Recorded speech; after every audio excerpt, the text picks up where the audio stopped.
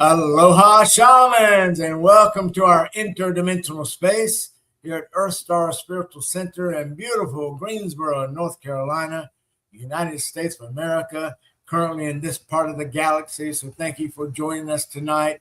It is March 14th, 2026. Can you believe that? Goodness, we're in the Ides of March. This is a continuing series of the Simply Shaman series of intuition, and tonight is episode number 6.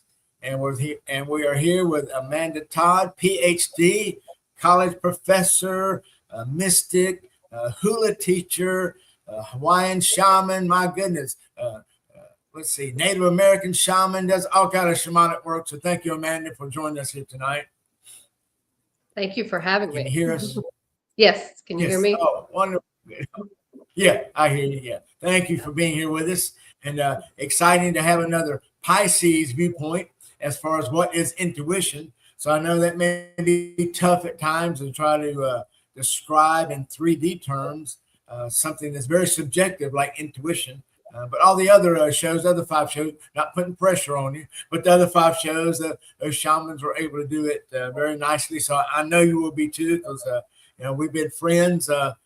It's going on over 20 years, right? I mean, my goodness, we met at full circle at the Cherokee thing. Mm-hmm. Yeah, it was 20 years ago. 20 years ago this month. Yeah. Oh my goodness, 2 decades. Oh my gosh, 2 decades we've been doing shamanic work together. So that's great. We're still hanging out, even though we've got some distance between us. You're being around that water energy, but still, it feels like we could just pick right up whenever we meet each other once again. So thank you for that camaraderie. All right, so let's go through some slides. So we'll have a guide for what we're doing tonight. So yes, this is our Simply Shaman series, intuition, and Amanda is an EarthStar minister with us, and I think she was ordained back in 2008 or 9 or something. My goodness, you've been a minister quite a while with us, and so this is our series on intuition.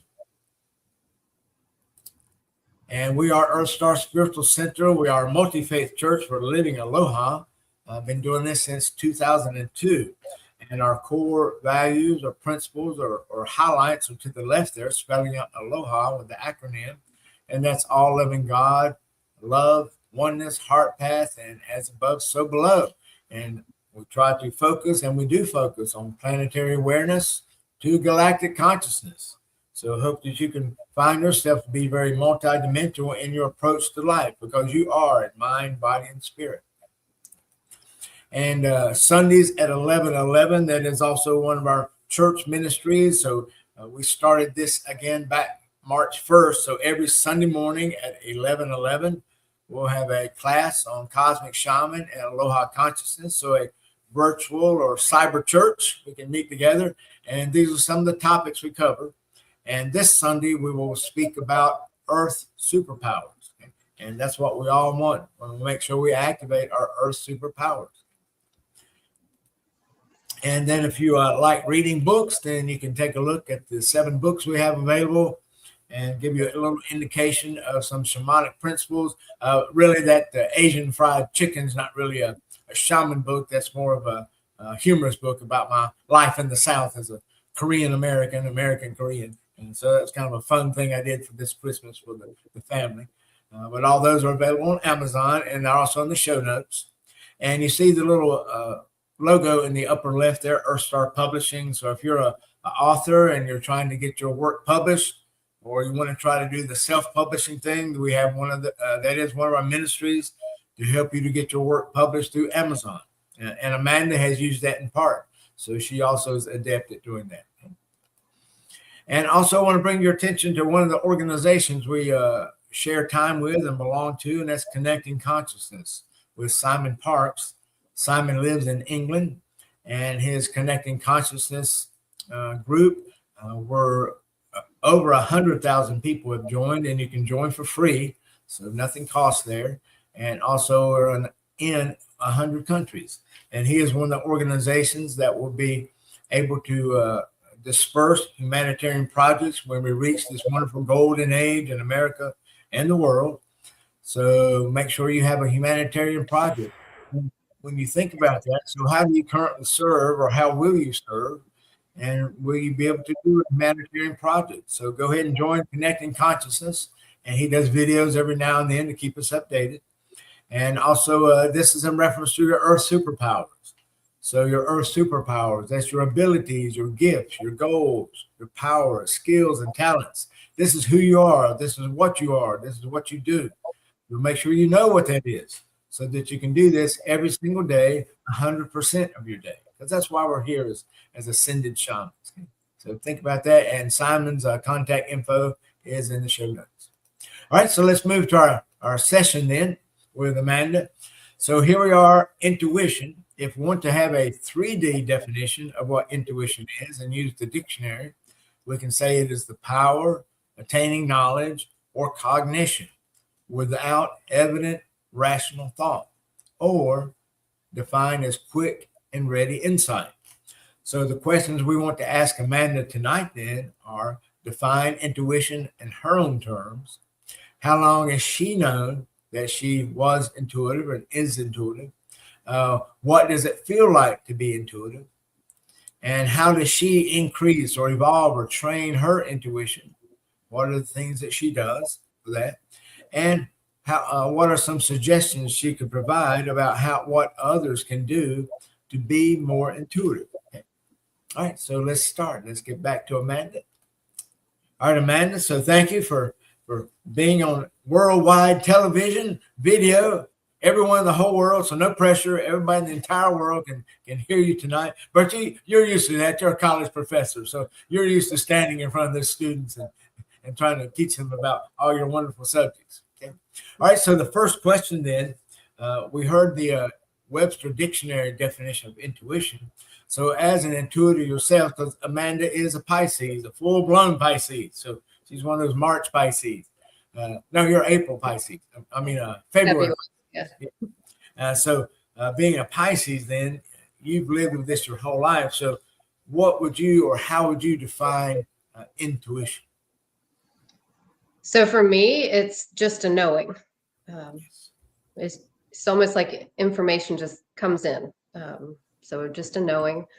I relate it to kind of sensory perception and awareness of my surroundings. It's almost like I'm swimming in the sea of information, I guess. And that's the connection to the intuition, the source of it.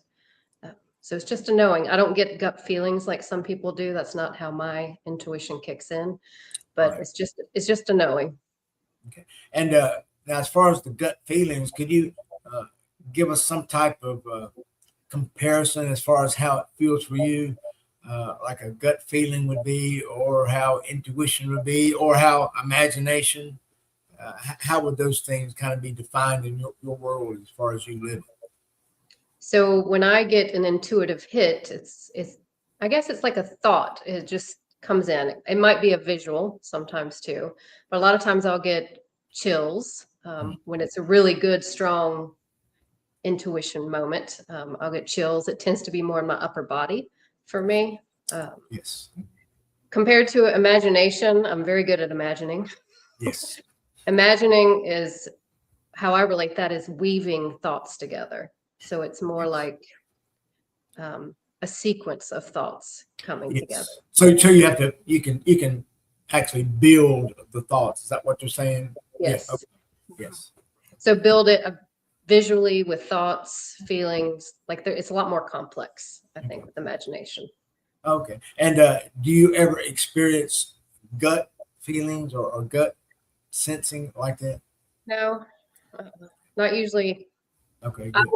Maybe I do, and I don't know it to describe it, but I don't think, no, it tends to be in the upper body. Okay. Good.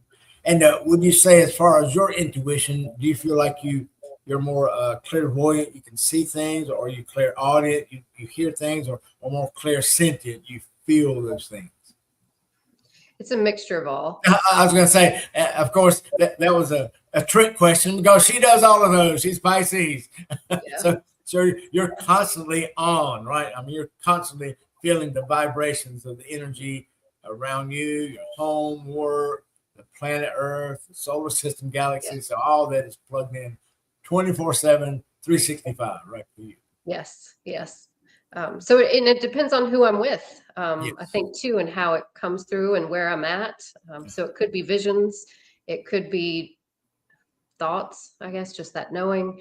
It could be feelings in my body or feelings like emotions that come through that I know aren't mine that are just coming through. So Right. yeah, or I'll get images, pictures of stuff. I might just get a color of something, see colors. So Right. that means something too. And I know whenever those things come, the intuition comes in.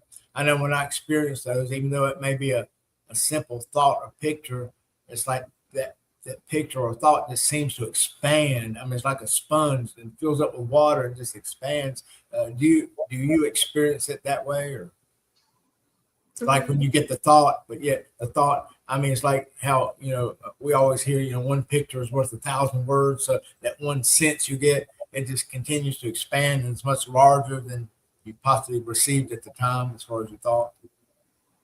So I'd say sometimes, but most of the time it's just very narrow for me. Okay. More focused, fine, Okay. narrow with it. But then other things will come in too. So it's kind of like fitting it together. Right. Okay, good. And remind the audience, this is a live chat. So if you have any questions, and make sure you want to write on in and just say hi or just let us know you're here, and that'll be great. All right, wonderful. Thank you, Amanda. All right, first question out of the way. See, that was very fast for a Pisces, so outstanding. All right, number 2.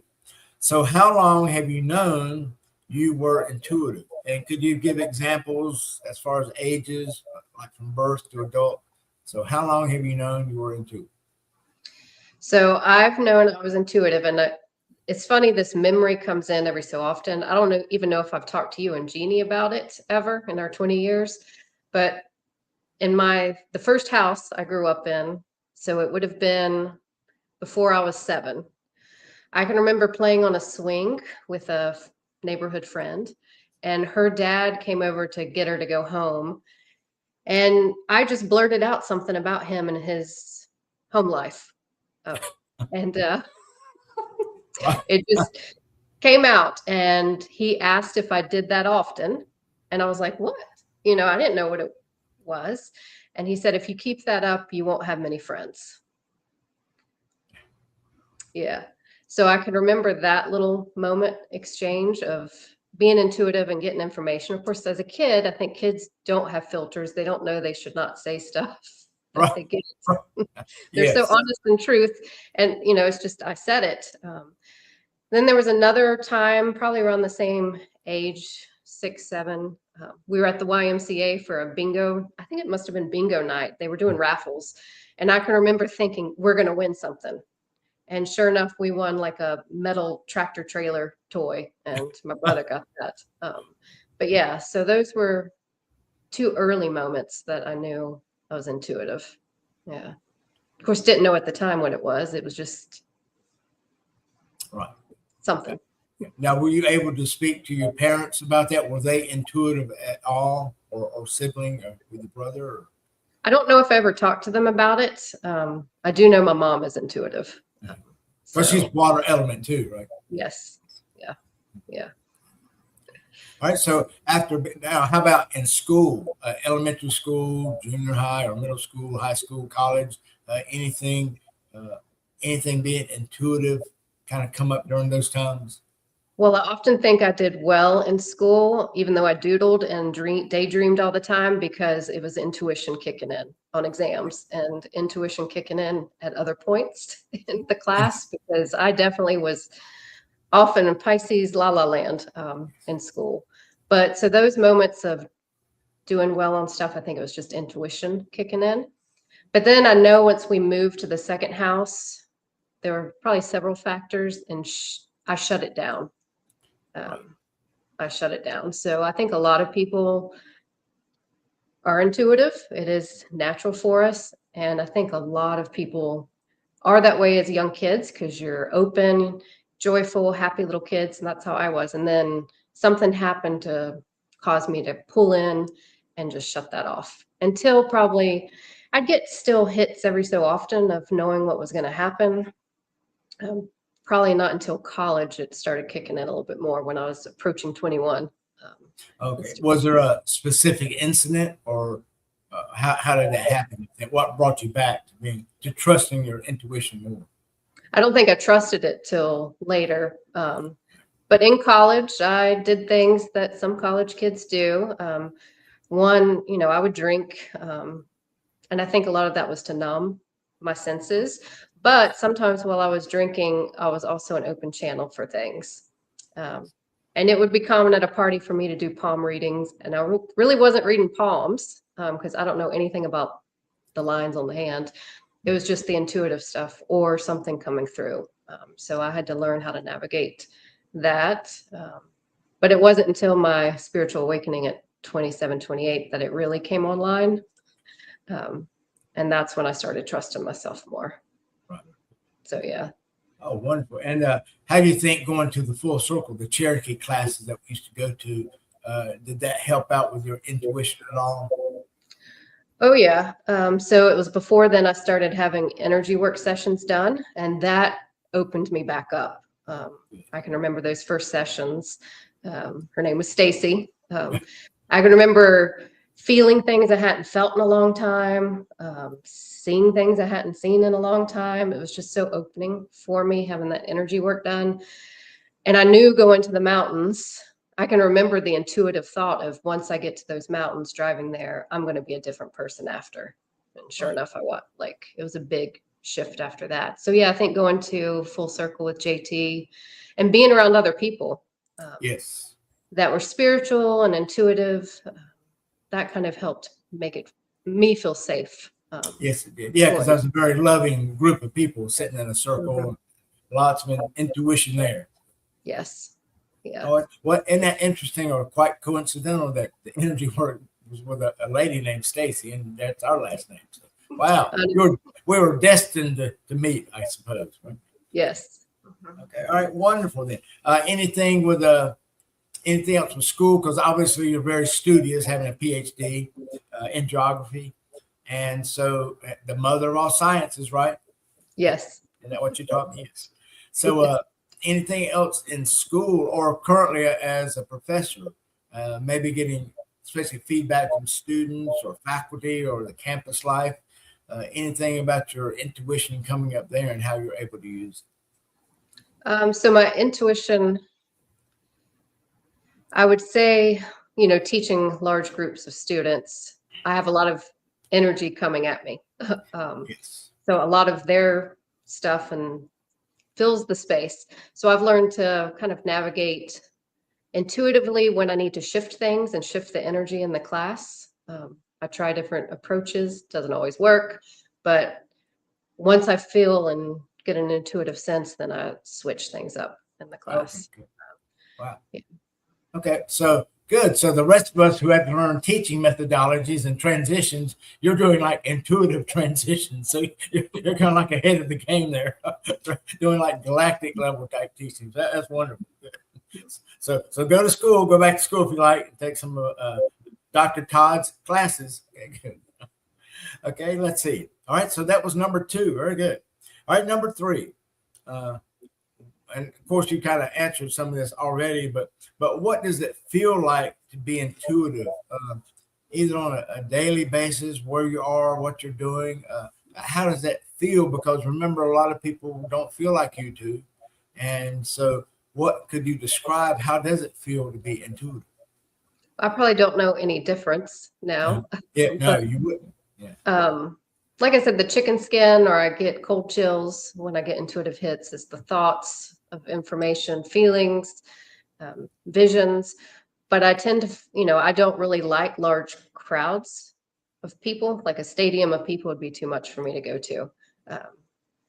And I have to, as a Pisces, probably too, I become reclusive at times. I really hibernate and retreat to pull in or to process the information. I think that's the other thing. So I know in the question you asked, how do we feel in the body, I guess, or how does it feel inside? But also another feeling aspect for me is the process of it and Yes. processing it.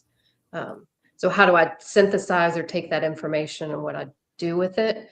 I have to like pull back in. So sometimes I get really quiet when I'm around people, but that's because I'm trying to navigate or process what I'm getting. Right. You just kind of want to tuck into your little area of the coral reef, right? Just kind of process everything. Now, when you process these vibrations and being so sensitive as you are there particular parts of the body that you feel it more, like on the exterior of the body, or more on the interior? More in the mind, mental. Okay. And even the arms, I'll feel it more in my arms. And yeah. And when you get overloaded like that, sometimes are there things that you would do to kind of dissipate or level out that energy? Would you find this like when you say you have to maybe get away from people, but are there things you have to do? Are you doing breathing or yoga or Tai Chi or Qigong, or do you have other things that you do? Just being in nature. Oh, yes. Just being outside. We've heard that a lot from the other shamans too. Yeah, that nature thing big. Yeah. And I think that's why too, academically, I'm a geographer, is because geography is about observing your surroundings and kind of all your senses, using all your senses to observe what's around you in 3D. But then on another level for Pisces, I'm doing it at other dimensions too, right? Observing what's in the ocean of energies.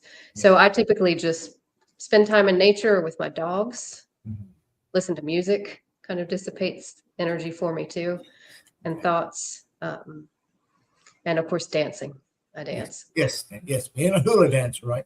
Is that the only kind of dancing you're doing right now? Just a hula? Yes. Okay. Yeah. And you're the only redheaded hula girl I know that's doing hula classes down by the coast, right? So they have to look you up. Because, matter of fact, that's one of your pages or Facebook pages. Is it Redheaded Hula?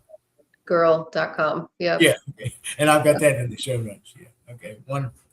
Well, now, so when you're in nature, and since that's kind of a very safe space for you in nature, is there a particular type of nature you'd rather be in? I mean, being Pisces, do you always have to be around some kind of water feature like a creek or lake or river or ocean, or can you just be in the woods? Do you prefer that, or the mountains, or what? Yeah, my favorite place to be is just in the woods. Okay. And it doesn't matter if it's deciduous trees or pine trees anymore, just to be in the woods. So I don't need water. I'm actually, for Pisces, I don't go to the ocean that much, even though I live here. Used to think I was a mountain person, but now mountain energy is too grounding for me. Yes. So for me, it's just a walk in the woods that just clears everything. Okay. And could you help explain how you feel physically when you are in the woods and you're in that intuitive mode and you're taking in all the energies and vibrations of the trees and the grasses? How does, and the animals, how could you describe that so people could get an understanding of that? I feel at peace, very calm, kind of in my own world, connecting to nature. I just find everything slower. Yes. Yeah. Now, do you, I guess now you're not really running anymore through the woods, but do you walk and stop, or you just simply go to a place and stop, or do you just kind of keep moving, stopping and walking, stopping and walking? I keep moving. So one thing about me, I used to be a trail runner, and surprisingly, you get a lot of good intuition too when you're physically exerting yourself, I think. Yes. Because you become clear vessel. So running, but just walking now. Occasionally I might stop if I see a cool tree or something that has a unique energy to it. I'll stop, but it's just pretty much just walking.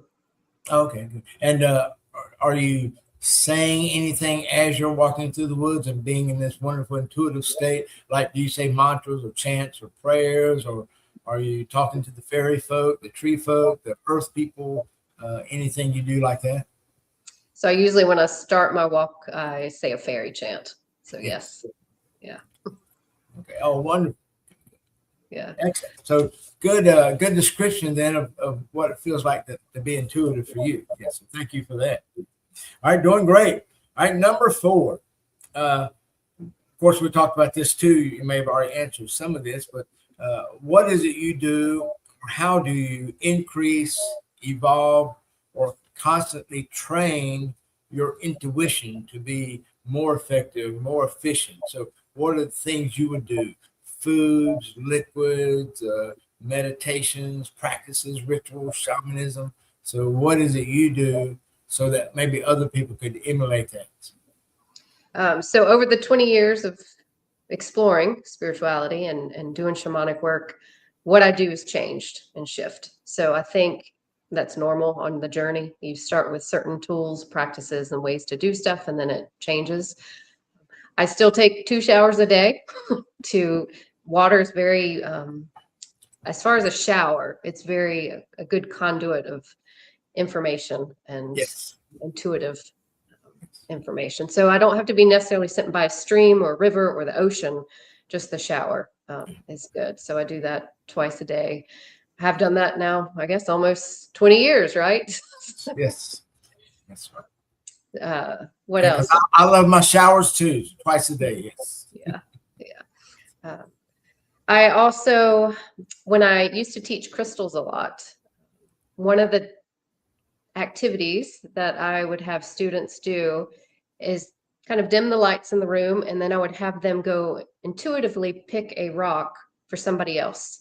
And the person sitting in the chair would keep their eyes closed, and the other person would put it in their hand. They would never see what color it was, or they would never see or know what it might be. All they would get was kind of the texture off of it. And then they would sit there with that rock and see what would come in. And it always surprised students, and this is in my crystal and stone energy work classes, it would always surprise them how right they were with what they would get. They would get a little hint of a color maybe, or a feeling in their body. Again, everybody gets their intuition differently. And I think that's why I like teaching with crystals.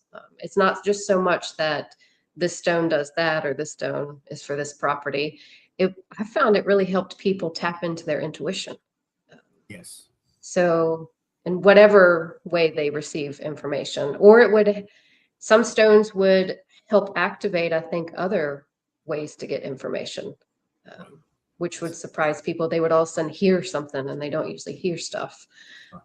So I liked playing that game with crystals. So if you have somebody else that you can partner with and you have a bunch of stones, then just, kind of with your eyes closed, feeling what that stone is and seeing what intuitive information you get from it. So I still do that sometimes with the stones. Obviously, one of the big things for me, I think, with my intuition is dancing and moving. So I have to move my energy. Right. I used to be able to sit still for long periods of time and meditate, but I find I get just as much coming through if I'm moving. And I'll actually get intuitive information coming through when I'm lifting weights. So that's what I tell people: don't have expectations of how you're going to receive information, or you've got to be perfectly still all the time to receive it. It can come in a lot of different ways. And the other thing is, when I look back on my life and why I shut down my intuition, when we moved houses, I became very unhappy. And there's probably a lot of reasons: teenage hormones, whatever else, moving to a new place, new friends. But I wasn't happy in life. And I think, looking back, if I kind of make connections, that when I'm in the happiest in my life, my intuition seems stronger. So when I'm joyful and happy, that intuition seems more aligned and just flowing through. Yes. So yeah, got to be filled with aloha. Huh? Yes. Yeah. So I think that's the other things I will say. I mentioned being in nature, but I do think different landscapes have different abilities to connect with us and help our intuition in different ways. And being around people like at Full Circle, when that supportive group of people, or like I did stuff with EarthStar and the book clubs and all those different ways to be around other people who were intuitive, that helped to grow my skills and trust. And then it also, somehow being around other intuitive, I think, accelerates or activates my intuition more, especially when around other water signs. It's like nonstop, right? Intuition. Right. Because I noticed that back in October when I went to Scotland. I don't know if it was the group that I was with on that journey, but my intuition was like it had never been before. And I know Scotland's full of water. So I acknowledge that there's lots of water in that country, but I also think it was the group I was with and something about the land was kind of activating and doing stuff with my intuition too. Yes.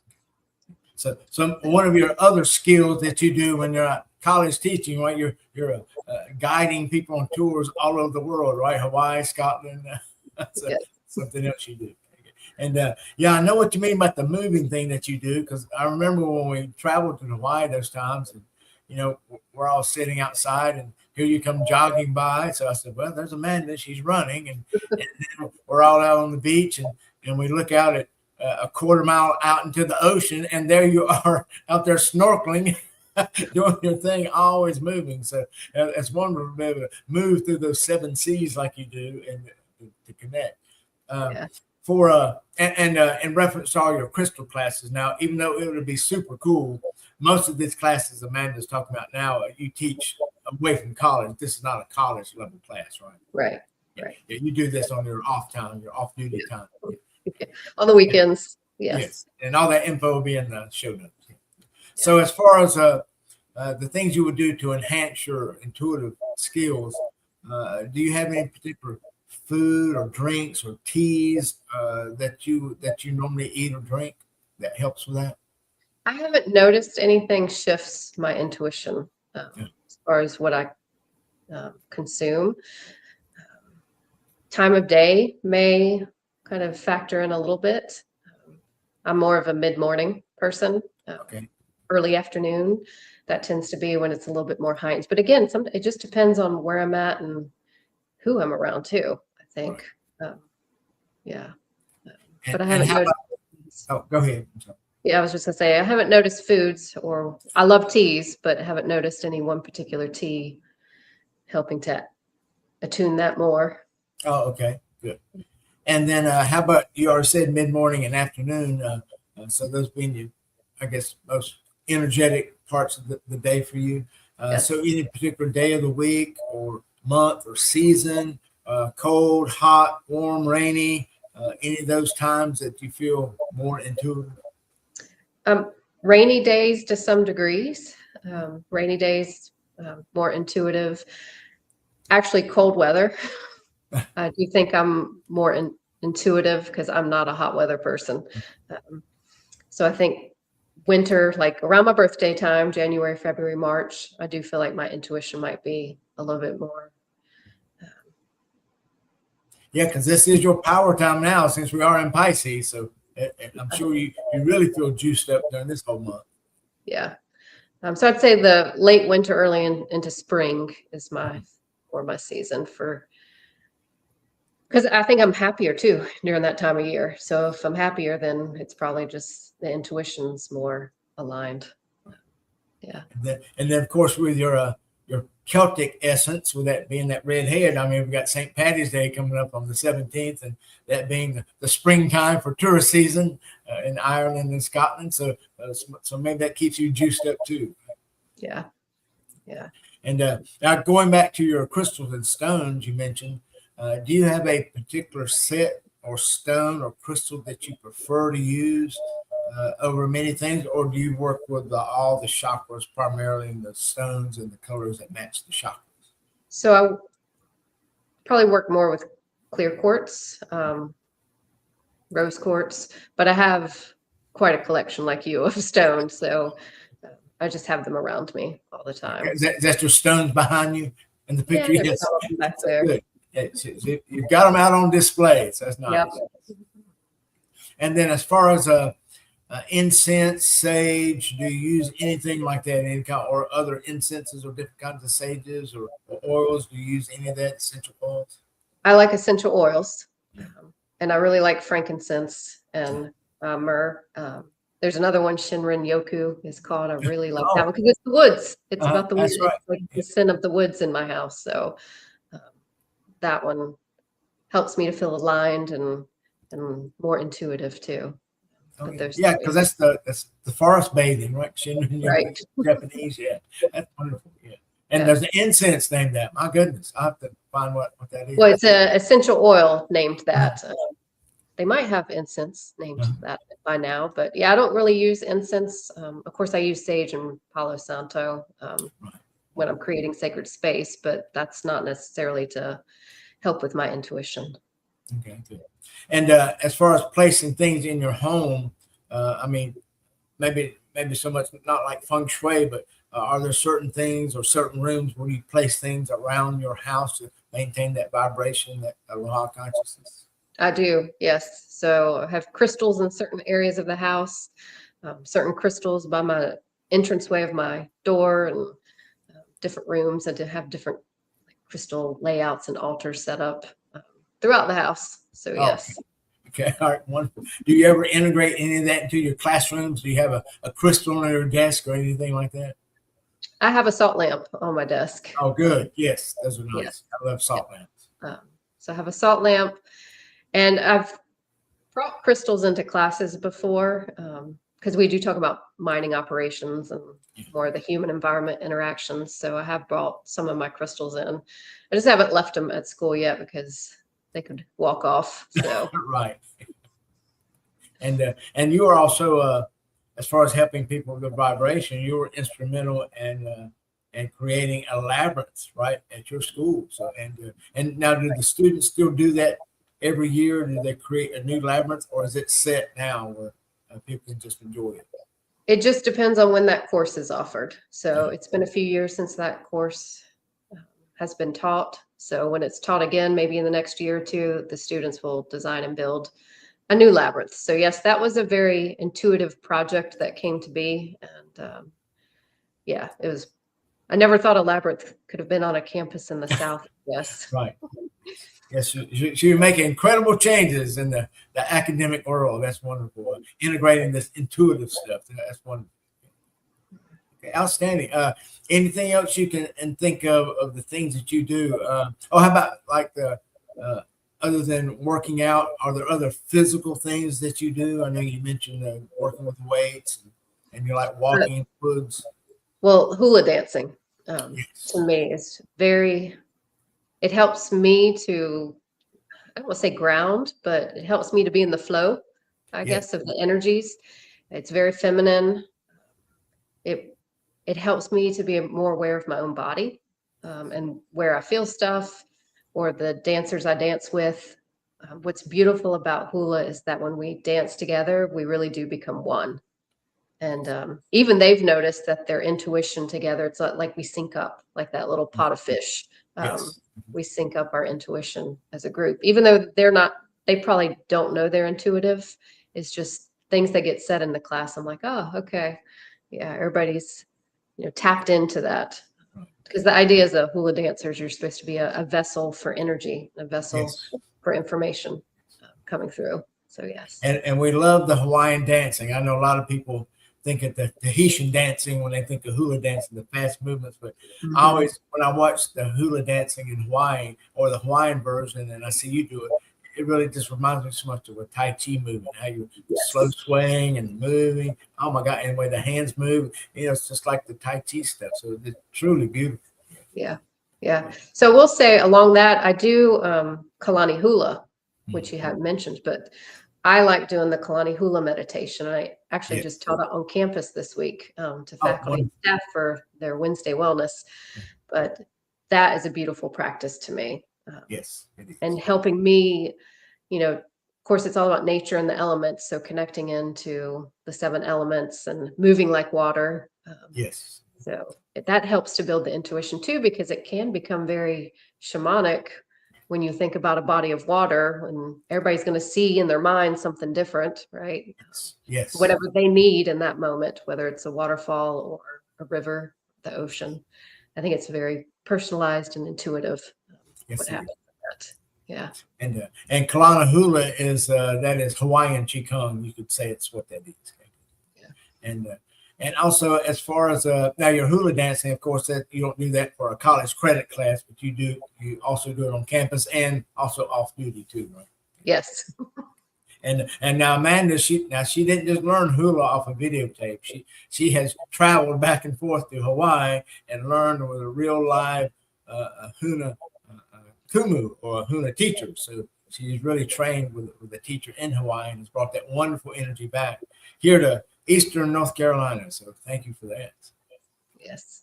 Because what prompted you to move to the hulas? What kind of intuitive nodes did you get for that? I was actually in yoga teacher training because, that's the thing a lot of people do when they're on their spiritual journey. They start getting into yoga. And for some reason, I think it was a trip you all had planned that I was supposed to go with you all that summer. And it would have conflicted with one of the weekends for that yoga teacher training. And I was actually in that yoga teacher. She did like shamanic full moon yoga events. And she did the drumming and all this stuff and after the yoga class. And I remember in that session, I was like, oh, I'm supposed to go to Hawaii. And then that just kept that connection going back and forth to Hawaii. So I dropped out of the yoga teacher training. Yes. Okay. Yeah. Oh, wonderful. Yeah, it's a wonderful way to teach people to truly feel the energy. I mean, with the body like this, truly a sacred dance. So thank you for that. Okay. Well, anything else about how you would personally train your intuitive field to expand in any way that you can think of? Like art for meditation, do you actually sit still and meditate every day, or is your meditation 24/7 as you move around? 24/7 now, but I used to sit still. And then it's when I'm moving. But now it's like just 24/7, like you say. So yeah, and I think at one time I felt perhaps that I was doing it wrong because I wasn't sitting still all the time, but that just didn't work for me. So I had to accept and trust that too, that that way of receiving information, it's good and I can still do it and I do it sometimes, but I can get stuff other ways now. So again, it just depends on where on your journey you're at and what resonates with what you need and what helps you at that time, right? Yes. Yeah. All right, wonderful. Outstanding. All right. Okay, let's move to the last question. Then, of course, you've answered most of these, but just something, if you could kind of wrap up, perhaps, just kind of encapsulate. What can other people do to be more intuitive or to learn to be intuitive? Or is it your sense that everyone is intuitive? They just have to develop the skill more. So how would you say, if you wanted to wrap up everything, what are some things that people can do, like they can do that starting tonight? What are some things they can do to be more intuitive? Trust themselves. I think a lot of people are intuitive. It is natural. Yeah, not a lot of people. We all are. We've just forgotten. We've become disconnected from that. Because I meet a lot of people who are intuitive, but they wear a mask because in their day jobs or whatever they're doing, I guess they don't think it's acceptable. So dropping that mask and accepting that they are intuitive and trusting it. But I think finding, classes, a mentor starting out, that's all good. But yeah, what they could do tonight is just, if you have a stone or something in your space, just sit with it and see what you feel or what you get. Yeah, you can start with that, or go sit by a tree and see what you feel and get with that tree. So it could be any item, really. Yeah. Okay, wonderful. As far as elemental issues, do you work with fire at all, or do you prefer the earth? Obviously, you prefer water, but how about like wind? So those other elements, do you work with those in a specific fashion in any way? I love windy days. Obviously, with my Libra rising, I love wind. So the windier the day it is, it's just like it's moving all that energy. And I, again, feel more tuned in, tapped in, aligned to that intuition during windy days. The sun, the fire, not so much. Yeah. Even with that red head, you don't like the fire thing. So no work with candles or anything like that? Or? No, I think I started out maybe working with candles some, but no, not now. So just the salt lamp. That's as far as you're willing to go. Yeah. Okay. Good. So yeah. So that would be good for people to do then. Just tap into the elementals right there: earth, air, fire, water, wind. Anything they can do with that to find some sort of peace. Because I know we've talked about showers, right? Have that wonderful intuitive time with shower, because water is that magical bridge. I mean, just think, when we're in mama's tummy, we're swimming around in this liquid bubble, right? So we're surrounded by that intuitive sense. So, I think water is very powerful. Just think how many boundaries of cities and states and countries are formed by a river, right? Or by ocean or lake or something. So incredible how in geography, even water is such a powerful sense to us as far as defining locations and jurisdictions. So it certainly can help with all of our intuitive stuff, and especially when we do the elemental thing. Now, as far as I know you mentioned you would say a little prayer to the fairy people. Do you try to get in contact with the elementals, like the undines of the water people, or the sylphs, the fairy people, or do you like the gnomes of the earth folks, or the dragons or salamanders with the fire? Do you try to get in contact intentionally with any of that type of energy? Yeah, so when I'm at the ocean, it's definitely like the mermaids and that kind of energy. If I'm near a mountain stream or a river, those water spirits will come forward pretty strong. So I can connect into that. And then in the woods, some of the energies of the woods, spirits of the woods, can come forward. Yeah. Okay. Yes. And so anybody can do that, and all that's free. You just got to get there, and you can just do that. Yeah. So wonderful. So lots of wonderful things that people could do to help them to be more intuitive. But I like what you said, of course, and I think the other shamans kind of emphasize that too. Is just trust yourself. And it seems like everybody has said, yes, nature, be in nature, be around Mother Earth some way, somehow, just to actually feel that. Because I think it's almost like I feel like nature is like this wonderful classroom. And when you step into nature, I mean, you're there and everything around you is trying to teach you. So, when you are ready to walk into nature, do you have this intention for that particular walk, or do you just go in and just trust that Mother Earth and the natural elements take care of things? Yeah, just trust. Yeah. So I just trust along my walk and look for signs, symbols, messages.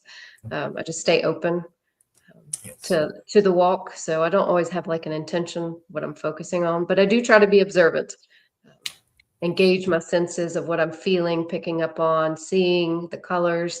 I really love the woods and the depth of the greenery at times, and even those variations in the green. So again, engaging those senses and the observation skills, I think really helps build your intuition too. And speaking of that being observant, of course, you've written 3 guidebooks helping people to go into these different situations, different environments, and you've written 3 so far, and I know you've got many more to go. And Amanda has the worksheets inside the books where you can take notes. She has the prompts to help you to teach yourself to be more observant, more sensual wherever you go in nature. So look that up on her websites, and they're all available on Amazon. So thank you for writing those books. Well, thank you and Jeanne for editing, and EarthStar Publishing for helping getting it on Amazon. Yes, that was a great project. Right? Yes. Right. So any other final thoughts then about other than, yes, I know what it is, imagination. I know a lot of the other shamans have talked about this too. And I know when I'm doing life coaching sessions, folks sometimes have a hard time to trust their imagination because they think they're making that up. So what would you tell people about imagination and intuition and how that plays into your intuitive power? That's a good question. Very subjective, right? Yes. Sometimes I think the imagination or intuition could be other timelines. Oh, yes. So thinking like a Pisces, my goodness. Yes. Because I know for myself, when I've seen or intuitively felt stuff, then I have to question, was this now or some other parallel timeline, or is this, past, future? But I have to gauge what that vision is. And I just trust it.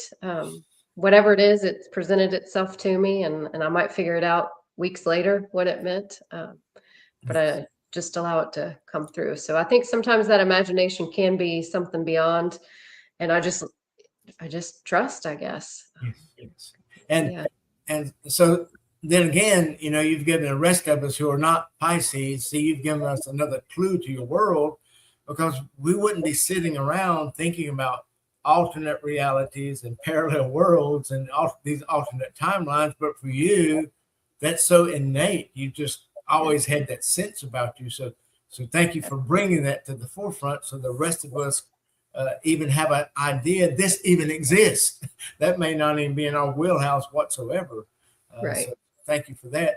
But for you, I know you probably think, well, yeah, everybody knows that, but we don't. So thank you for bringing that forward. Yeah. Yeah, I can remember being probably in junior high, middle school, whatever they call it today, and laying in bed one night thinking about starships, spaceships up there, and that I had been abandoned here. My family had left me. So yeah, that wasn't stuff I talked to my parents about or other people around me. But yeah, it's part of, I guess, just being a Pisces. It's always been in there. I just don't always talk freely to other people about it unless, I felt like I could. Yes. Until I met you all. Yes, exactly. And speaking of that, and helping the parents and the audience who are going to see this either live or on replay, if they have a Pisces child, especially a red-headed one, what are some things you can tell them? How do they connect with that child, and how do they help this Pisces child adapt to their worlds as far as their sensitivities and vibrations they feel? How do you think, what would be some good advice you could give those folks? Oh, I don't know. Just let that child be that child, whatever the imagination or whatever they say or whatever they're feeling, let them express themselves. Because I think that's another part of being a Pisces, is when we can't be true to ourselves, we get depressed and really go into our little reef, and it's not pretty. So yeah, just allowing them to express themselves and what they're getting, and just go with it. Learn to go with it.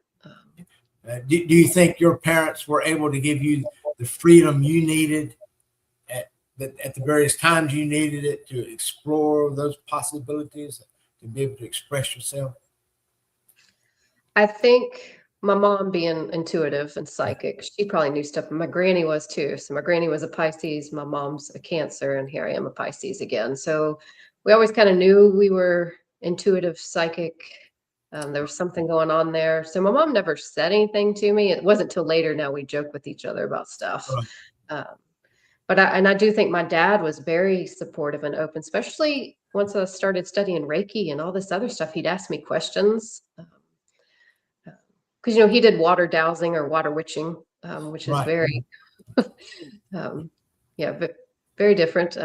But he would ask me stuff, and he would kind of like pick my brain about some stuff, spiritual and psychic. So yeah. Because did he ever, of course, being a veterinarian that he was, did he ever talk to you about sometimes about how he would do his diagnosis? Was he strictly on that scientific brainwave, or do you think he had some intuitive senses when he was doing the healing for the animals he had in his case? I almost think, well, old school veterinarians had to be intuitive. Yes. And he was definitely, because he grew up on a farm in nature. Again, I think that helps too with a lot of people when they're able to be in nature and grow up in nature and that environment, they have those skills. And so I think he used his intuition in his healing more than he let on. Of course, he was a Capricorn, if you remember. So, but I do think he used his intuition. Yeah. Wonderful. Well, that'd be something good for the audience then to do. Find out who the intuitive people are in your family.